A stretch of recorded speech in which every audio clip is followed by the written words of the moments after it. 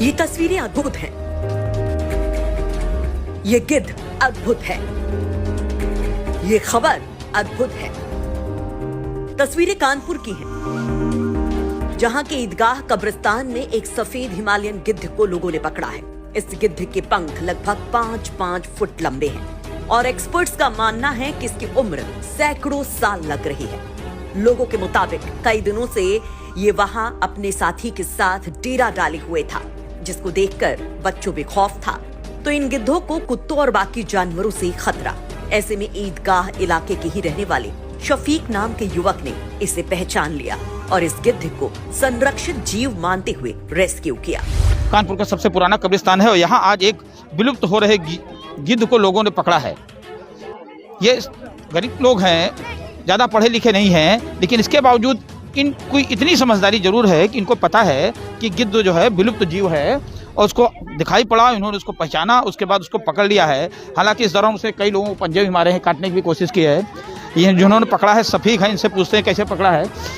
सफीक कैसे पकड़ा, कहाँ से पकड़ा, कैसे पकड़ा? इसको एक हफ्ते से ये जोड़ा आ रहा था और हम लोगों ने देखा तो हम लोगों को बड़ी खुशी हुई।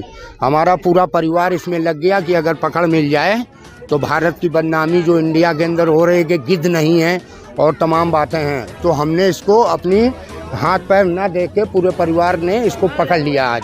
और एक इसका जोड़ा था वो भाग गया कहीं से। क्या करते हो सफीक जी? चूरन का ठेला लगाते हैं, इमली चूरन बेचते हैं और उसी से बच्चों का पालन पोषण करते हैं। समझिए कि चूरन वाले को ये पता है कि गिद्ध विलुप्त हो रहा है। हिंदुस्तान में कहा जाता है गिद्ध विलुप्त है, इसकी इनको चिंता है।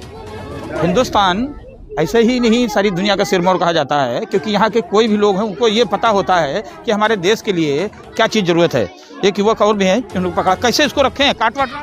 ये सर इसको हम लोग आज नहीं पकड़ा है, तो इसको हम लोग मीट का और इसका काटा वाटा किसी को नहीं काटा है इसको। हाँ, पंजे मारी थे। तो ये हमारे छोटे भाई और ये हमारे मौसा, मेरा नाम इश्तियाक है और ये मेरे मौसा हैं। अच्छा देखिए गिद्ध, देखिए ये सफ़ेद वाइट, मेरे कैमरामैन जिसान दिखाएंगे आपको कि सफ़ेद गिद्ध है। बहुत पुराना, हम लगता है सैकड़ों साल पुराना गिद्ध होगा, क्योंकि गिद्ध की आयु बहुत लंबी होती है। इन्होंने इसको बांध के रखा है। इस दौरान पुलिस को सूचना दी गई है, पुलिस भी आ रही है यहाँ पे और चारों तरफ देखिए भीड़ कैसे लगी हुई है, जैसे कोई अजूबा देखा जा रहा है। इस विशालकाय सफेद गिद्ध को पकड़ने के लिए करीब 5 लोग लगे और बड़ी मुश्किल से आसपास चादर तान कर इसको पकड़ा गया, जिसमें कई लोगों को इसने आत्मरक्षा में पंजे भी मार दिए। गिद्ध को पकड़ने के बाद इसे वन विभाग के हवाले कर दिया गया।